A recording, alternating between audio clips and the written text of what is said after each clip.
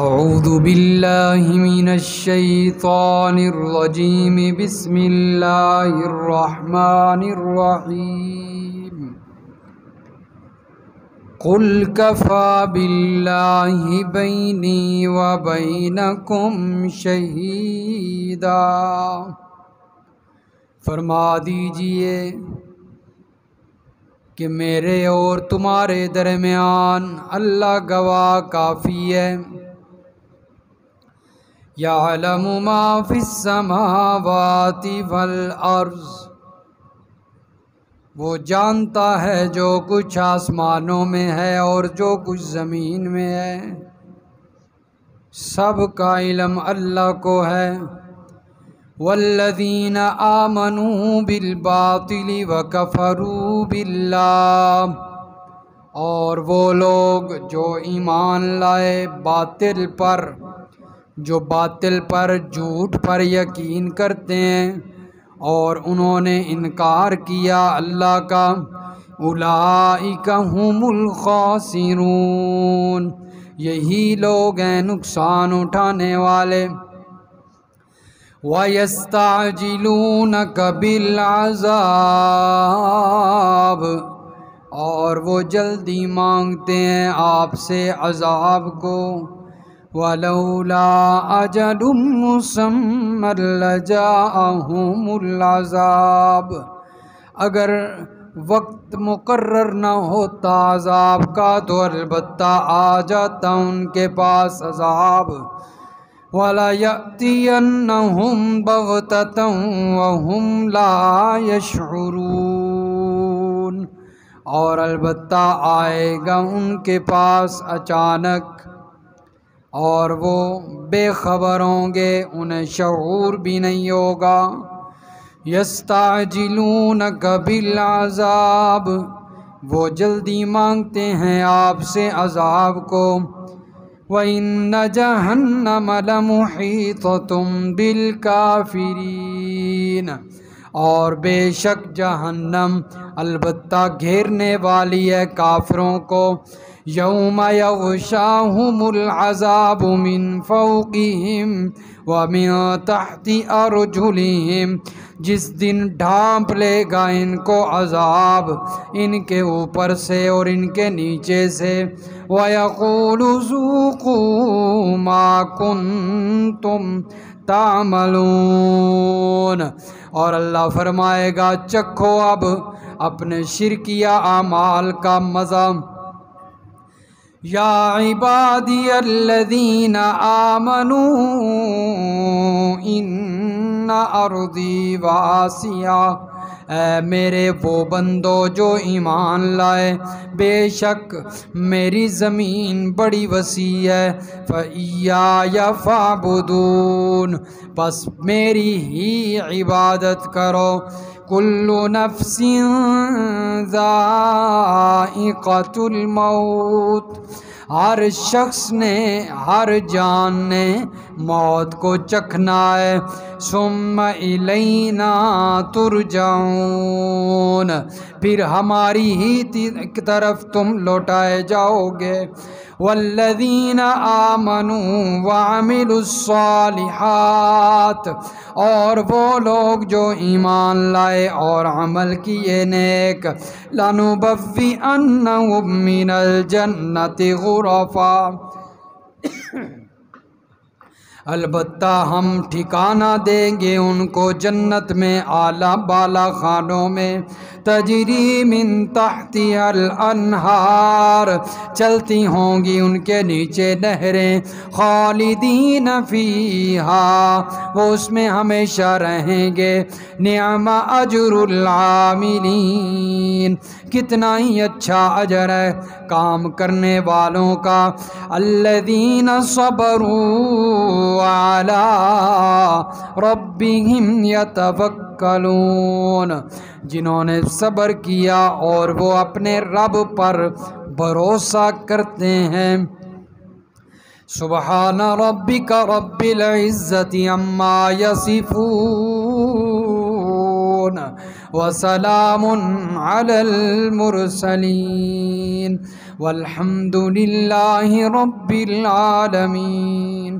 اللہم صل علی محمد وعلی آل محمد کما صلیت علی ابراہیم وعلی آل ابراہیم انک حمید مجید۔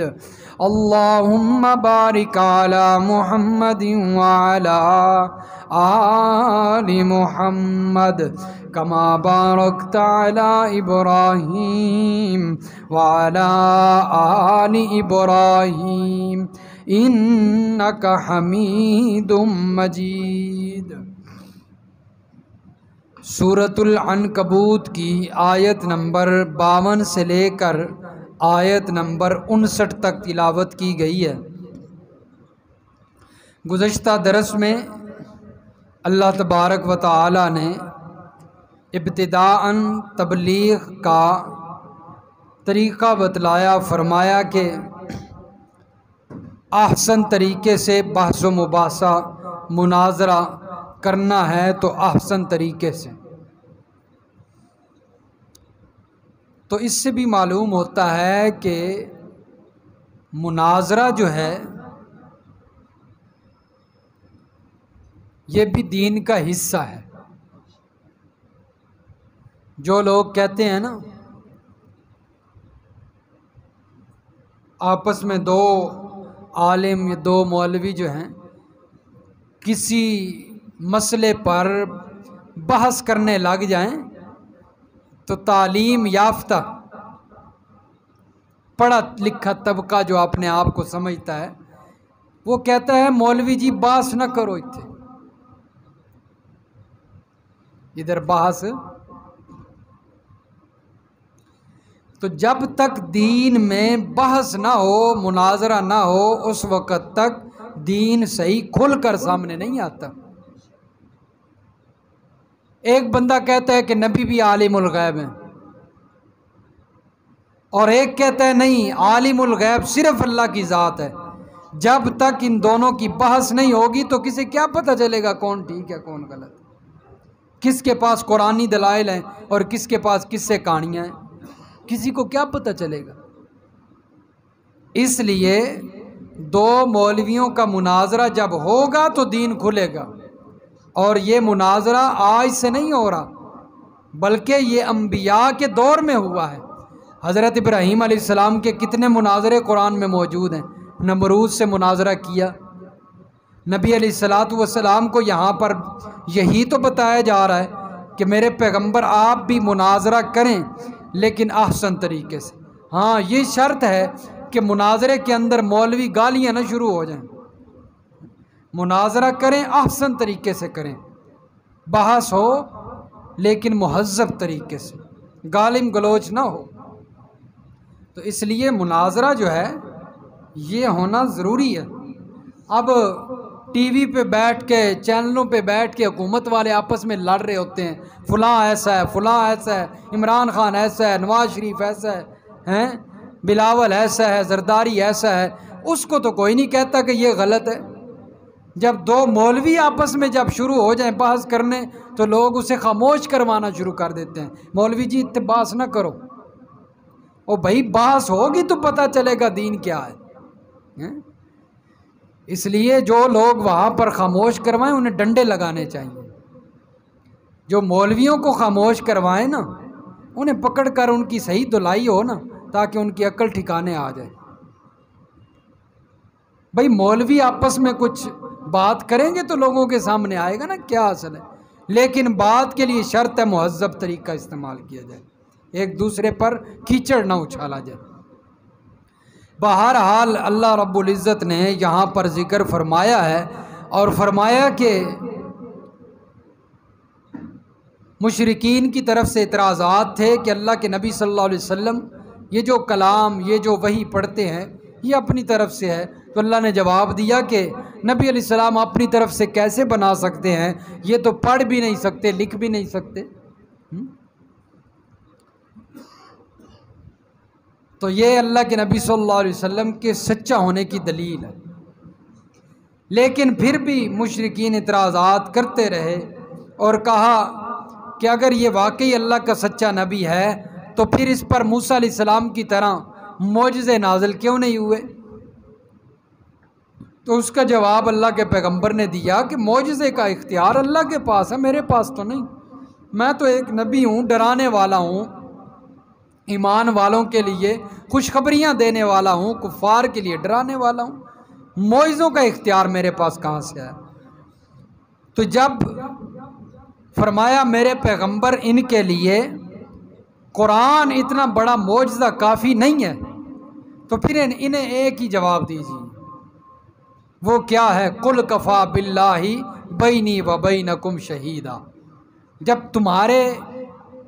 تم ماننے کے لیے تیار نہیں ہو، ان معجزوں پر تم یقین نہیں کرتے، تو پھر میرے اور تمہارے درمیان اللہ ہی کافی ہے۔ اللہ فیصلہ کرے گا کون ٹھیک ہے کون غلط ہے۔ اگر میں غلط ہوتا تو اب تک اللہ تعالیٰ انتقام لے لیتے مجھ سے، میری پکڑ ہو جاتی۔ یہ دیکھیے یہی بات سورت بنی اسرائیل میں بھی موجود ہے، پارہ نمبر 15، یہ صفحہ نمبر جی، اللہ اکبر،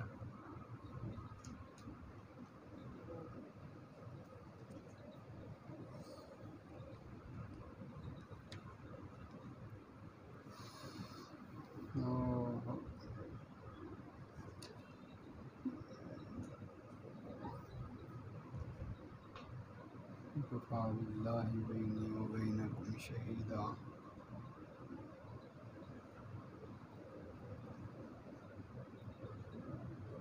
حوالہ کدھر گیا ہے؟ ذہن میں آیا ابھی حوالہ، آگے پیچھے ہو گئے۔ وہاں پر بھی یہی الفاظ تھے۔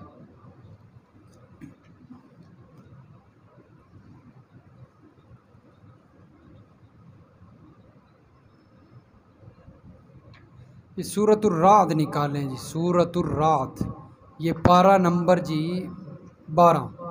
13، پارہ نمبر 13، سورۃ الرعد نکالیں۔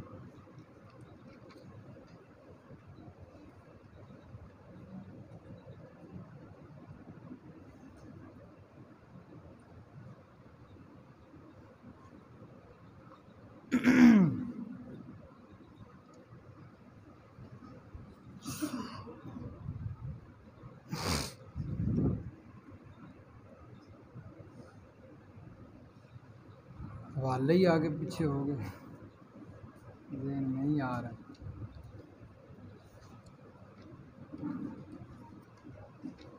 ہاں جی، یہ صفحہ نمبر 307 نکالیں جی، صفحہ نمبر 307، اور سورۃ الرعد کی بالکل آخری آیت ہے، صفحہ 307، سورۃ الرعد کی بالکل آخری آیت۔ فرمایا وَيَقُولُ الَّذِينَ كَفَرُوا لَسْتَ مُرْسَلًا، کہا ان لوگوں نے جنہوں نے کفر کیا کہ آپ رسول نہیں ہیں، آپ پیغمبر نہیں ہیں۔ قُلْ كَفَى بِاللَّهِ، میرے پیغمبر آپ فرما دیجئے، جواب دیجئے، کافی ہے اللہ تعالیٰ گواہ، بینی و بینکم، میرے اور تمہارے درمیان، ومن عندہ علم الکتاب، اور وہ بندہ میرے اور تمہارے درمیان کافی ہے گواہ جس کے پاس کتاب کا علم ہے، آسمانی کتاب کا جس کے پاس علم ہے، وہ میرے اور تمہارے درمیان کافی ہے۔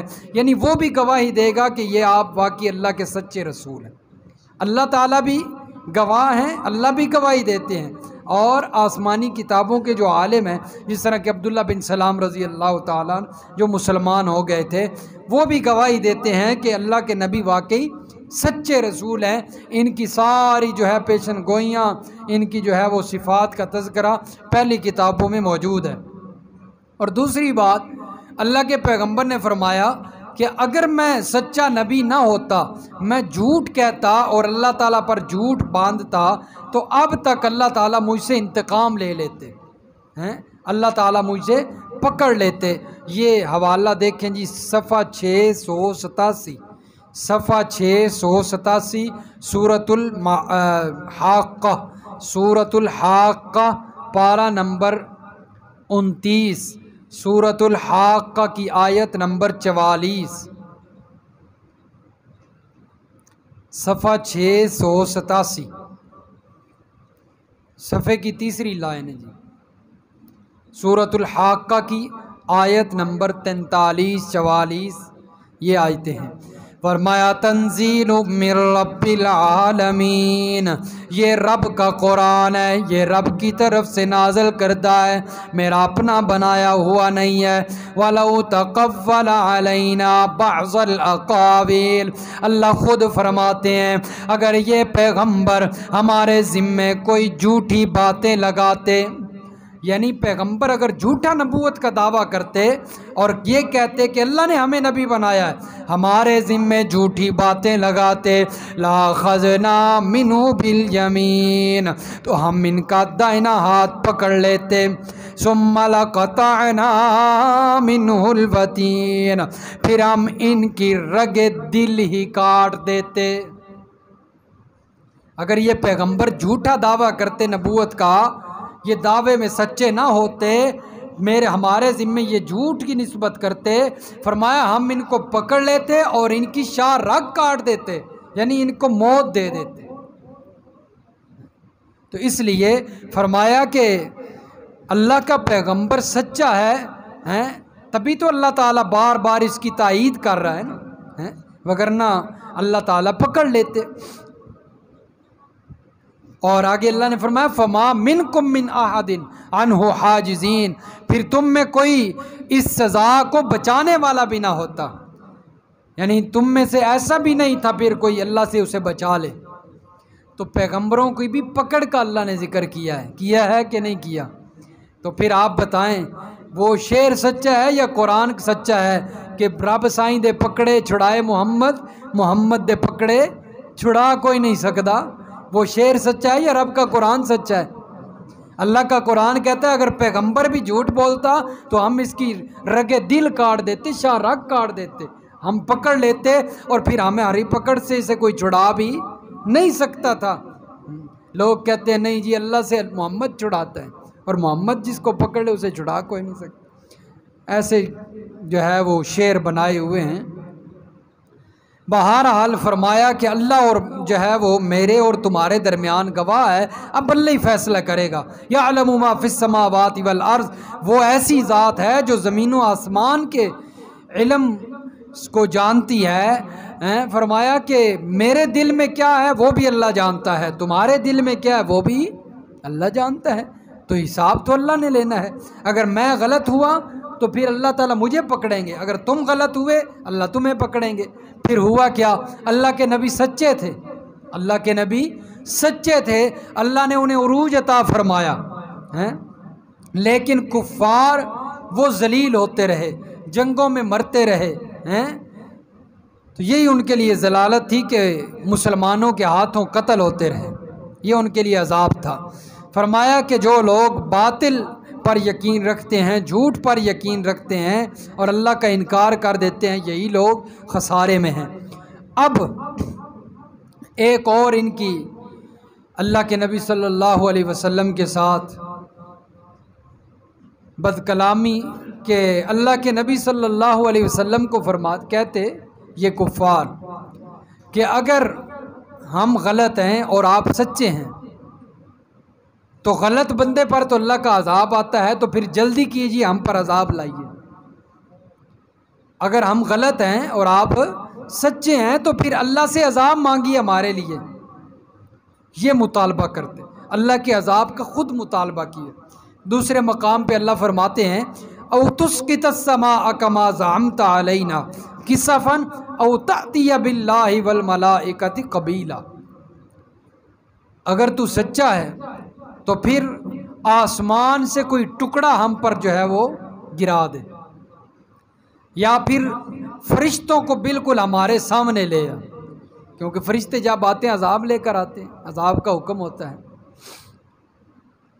فرمایا ہمارے سامنے آ جائیں، جس طرح قوم لوط کے پاس جب عذاب کا حکم لے کر آئے نا فرشتے، تو اس وقت حضرت لوط علیہ السلام کے پاس انسانی شکل میں آئے تو قوم لوط نے بھی دیکھا بالکل سامنے، فرشتوں نے بتایا ہم فرشتے ہیں، کیونکہ اللہ کا عذاب لے کر آئے ہوئے تھے، اور جس وقت فرشتے اللہ کا عذاب لے آئیں، ظاہر ہو جائیں، سامنے آ جائیں، اس وقت پھر توبہ بھی قبول نہیں ہوتی، کیونکہ توبہ کا وقت عذاب سے پہلے ہے۔ جب زلزلہ شروع ہو جائے نا، تباہی شروع ہو جائے، اس وقت پھر استغفار کرنے کا کوئی فائدہ، پہلے اپنے جرموں کا جو ہے وہ استغفار کریں، کیونکہ عذاب کے آثار نظر آنے لگ جائیں پھر استغفار کا فائدہ نہیں ہوتا، اس وقت توبہ کا وقت ختم ہو جاتا ہے۔ توبہ کا وقت پہلے ہم کرتے کوئی نہیں، تھوڑی سی زمین ہلتی ہے تو سارے استغفر اللہ پڑھنے لگ جاتے، پھر جو درباری ہوتے ہیں مزاروں پر جا کر ماتھے رگڑنے والے، وہ بھی استغفر اللہ ہی پڑھ رہے ہوتے ہیں۔ اس وقت کبھی کسی نے حضرت علی اجویری کو نہیں پکارا، کبھی کسی نے امام بری کو نہیں پکارا، یا شیخ عبد القادر جیلانی کو نہیں پکارا، سارے اللہ کو پکار رہے ہوتے ہیں۔ اگر عذاب سے بچانے والا اللہ ہے تو پھر دینے والا بھی، اولاد دینے والا بھی کون ہے؟ پھر اللہ ہی ہے نا۔ روزیوں میں برکت ڈالنے والا بھی اللہ ہی ہے، تکلیفیں دور کرنے والا بھی اللہ ہی ہے۔ یہی تو مشرکین مکہ کا حال تھا، وہ خشکیوں کے اندر لات منات عزا حبل کو پکارا کرتے تھے، سمندروں میں جا کر جو ہے وہ اللہ کو پکارتے۔ وہ ملا نے جب اکرمہ کو کہا نا کہ یہاں پر باقی بھی جو لوگ تھے، اللہ کو پکارو گے وہی بچائے گا تمہیں، یہاں لات منات کو نہ پکارو، یہاں وہ نہیں آ سکتے، وہ نہیں بچا سکتے۔ تو اکرمہ کو یہیں سے تو دل میں جو ہے وہ ضرب لگی نا، اگر سمندر میں اللہ بچاتا ہے تو پھر خشکی میں بھی تو اللہ ہی بچاتا ہے۔ اس لیے زلزلے میں جب اللہ بچاتا ہے تو پھر عام حالات میں بھی اللہ ہی مالک ہے، اللہ ہی وارث ہے۔ فرمایا کہ اللہ سے عذاب مانگنے لگے، اللہ کے پیغمبر کو کہتے عذاب مانگو، لیکن اللہ نے فرمایا وَلَوْلَا أَجَلٌ مُّسَمًّى لَجَاءَهُمُ الْعَذَابُ، میرے پیغمبر عذاب کا وقت مقرر ہے، اگر عذاب کا وقت مقرر نہ ہوتا تو پھر فوراً ان پر عذاب آ جاتا۔ وَلَا يَأْتِيَنَّهُمْ بَغْتَةً وَهُمْ لَا يَشْعُرُونَ، اور جو وقت مقرر ہے وہ ان کو پتہ کوئی نہیں، انہیں خبر بھی نہیں ہوگی، وہ اچانک آ جائے گا، انہیں خبر بھی نہیں ہوگی، وہ اچانک آ جائے گا۔ اس عذاب سے مراد یا تو ہے قیامت کا عذاب، اور یا پھر مسلمانوں کے ہاتھوں جنگ کے دوران کفار کا قتل ہونا، یہ مراد ہے۔ یہ بھی ان کے لیے عذاب ہی تھا، مسلمانوں کے ہاتھوں قتل ہو گئے، جنگ بدر کے اندر کتنے سردار مارے گئے ان کے، تو ان کے لیے تھوڑی پریشانی تھی۔ فرمایا اچانک ان پر عذاب آئے گا، یستعجلونک بالعذاب، یہ عذاب کو جلدی مانگتے ہیں۔ جہنم نے کافروں کو گھیر رکھا ہے، جہنم تو ان کا احاطہ کر چکی ہے۔ یوم یغشاہم العذاب من فوقہم ومن تحت ارجلہم، فرمایا جس دن ان کو عذاب اوپر نیچے سے ڈھانپ لے گا، جہنم کی آگ ان کو اوپر نیچے سے ڈھانپ لے گی۔ وَيَقُولُ ذُوقُوا مَا كُنتُمْ تَعْمَلُونَ، اور اوپر سے آواز آئے گی چکھو اپنے شرکی اعمال کا مزہ چکھو۔ اسی طرح فرمایا ایک تو جہنم کی وجہ سے ان کو تکلیف ہوگی، اور ان کا جو ہے وہ عذاب بڑھے گا جہنم کی وجہ سے، اوپر سے جب ان کو مزید کہا جائے گا نا اب چکھو مزے لو عذاب کے، تو ان کی تکلیف اور بڑھ جائے گی۔ تو اللہ تعالیٰ اوپر سے فرمائیں گے اب مزید جو ہے وہ عذاب کا مزہ چکھو۔ نبی علیہ الصلوۃ والسلام نے فرمایا جو لوگ مانعین زکوٰۃ ہیں، زکوٰۃ نہیں دیتے، تو قیامت کے دن یہی جو مال ہے ان کا، اس کو سانپ بنا کے ان کے گلے میں لٹکا دیا جائے گا، تو یہ ان کے لیے عذاب ہوگا۔ اور یہ ان کا مال جو ہے جس کو بینکوں میں محفوظ کر کے رکھتے تھے، اپنے تجوریوں میں بند کر کے رکھتے تھے، اور اس میں سے زکوٰۃ بھی نکالنا گوارا نہیں کرتے تھے، فرمایا یہی مال ان کا کہے گا کہ میں تمہارا خزانہ ہوں، میں تمہارا مال ہوں، جس سے آج تم جو ہے اپنے آپ کو بچا رہے ہو۔ دنیا میں تو بڑی محبت کرتے تھے مجھ سے، آج مجھے اتار اتار کے دور پھینکتے ہو، سانپ بنا کے گلے میں لٹکا دیا جائے گا۔ یہ مال کہے گا کہ میں وہی مال ہوں جس سے تم محبت کرتے تھے اور اس میں سے لوگوں کے حق بھی نہیں دیتے تھے۔ آج جو ہے وہ عذاب بن کے جو ہے وہ اللہ نے تمہارے سامنے پیش کر دی۔ تو اس لیے ہر اس چیز سے بچنا چاہیے جو قیامت والے دن انسان کے لیے عذاب بن کر پیش ہو جائے۔ فرمایا کہ ان کافروں کے لیے بھی ان کے اعمال قیامت کے دن عذاب بن کے ان کے سامنے آ جائیں گے، ان کے لیے آزمائش بن کر ان کے جو ہے وہ سامنے پیش کیے جائیں گے۔ اور فرمایا کہ اس کے مقابلے میں جو ایمان والے ہیں ان کے لیے خوشخبریاں بھی ہیں۔ یا عبادی الذین آمنوا ان ارضی واسعۃ فإیایا فاعبدون، اے میرے وہ بندو جو ایمان لائے۔ کافروں کا تو ذکر ہو چکا، اب ایمان والوں کا اللہ ذکر فرما رہے ہیں۔ فرمایا جو لوگ ایمان لائے میری زمین ان کے لیے بڑی وسیع ہے، کشادہ ہے۔ یہ ہجرت کی طرف اشارہ ہے۔ جس وقت کافروں نے مسلمانوں کو مجبور کر دیا، ستایا، پریشان کیا، ہجرت پر مجبور کیا، نبی علیہ الصلاۃ والسلام کو بھی مکے سے ہجرت کرنی پڑی، ایمان والوں کو ہجرت کرنی پڑی مدینہ کی طرف۔ تو ان لوگوں کی طرف اشارہ فرما رہے اللہ کہ جب آپ کو کفار پریشان کر دیں اور نیک اعمال کرنے سے روک دیں، نمازیں نہ پڑھنے دیں، فرمایا میری زمین بڑی وسیع ہے، دوسری جگہ پر چلے جاؤ، وہاں پر جا کر میری عبادت کرو۔ فرمایا میری عبادت میں کمی نہیں آنی چاہیے، میری عبادت میں کمی نہیں آنی چاہیے، اگرچہ تمہیں ہجرت کرنی پڑ جائے۔ شاہ ولی اللہ محدث دہلوی رحمہ اللہ فرماتے ہیں کہ جس وقت انسان جہاں پر رہ رہا ہو دو وجہ سے ہجرت ضروری ہو جاتی ہے۔ ایک، جب اس کو ایمان کا خطرہ لاحق ہو جائے، یعنی جس جگہ پر وہ رہ رہا ہے وہاں پر اس کے ایمان کو خطرہ ہو تو وہاں سے دوسری جگہ پر اس کے لیے ہجرت کرنا ضروری ہو جاتا ہے۔ یعنی وہ ایسی جگہ پر رہ رہا ہے کہ اس کے دائیں بائیں مشرکین ہیں یا صحابہ کا انکار کرنے والے لوگ موجود ہیں، تو ایسے لوگ اس کے دائیں بائیں تمام گھر جو ہے وہ انہی کے ہیں، تو اس کا رہنا وہاں پر مشکل ہو چکا ہے۔ تو فرمایا کہ ایسی جگہ سے اس کو وہ جگہ بیچ کر، مکان بیچ کر دوسری جگہ پہ ہجرت کر جانی چاہیے جہاں اہل ایمان موجود ہوں، موحدین موجود ہوں۔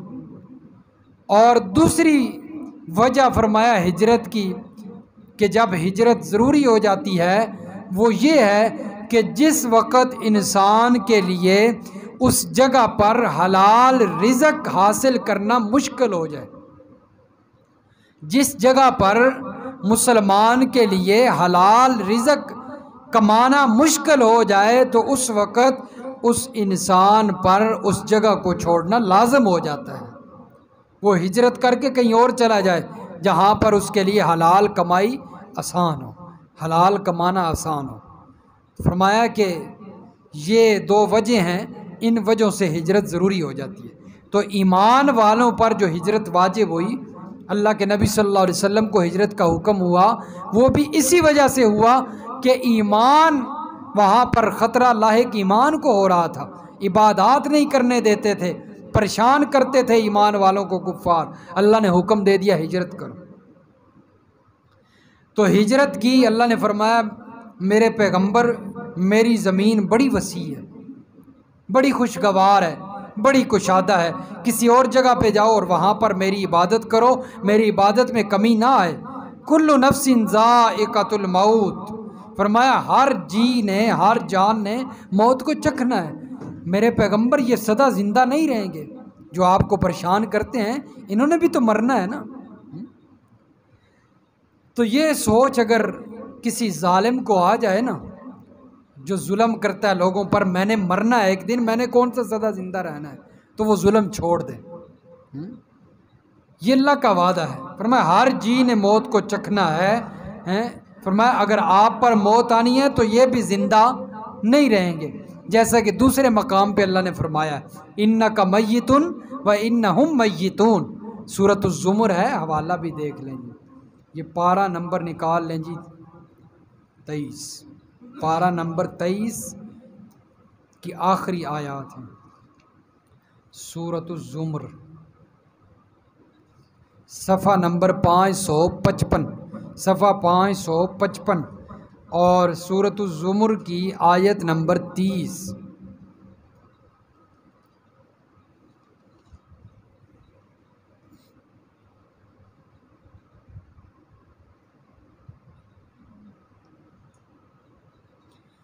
فرمایا انکا میتون و انہم میتون،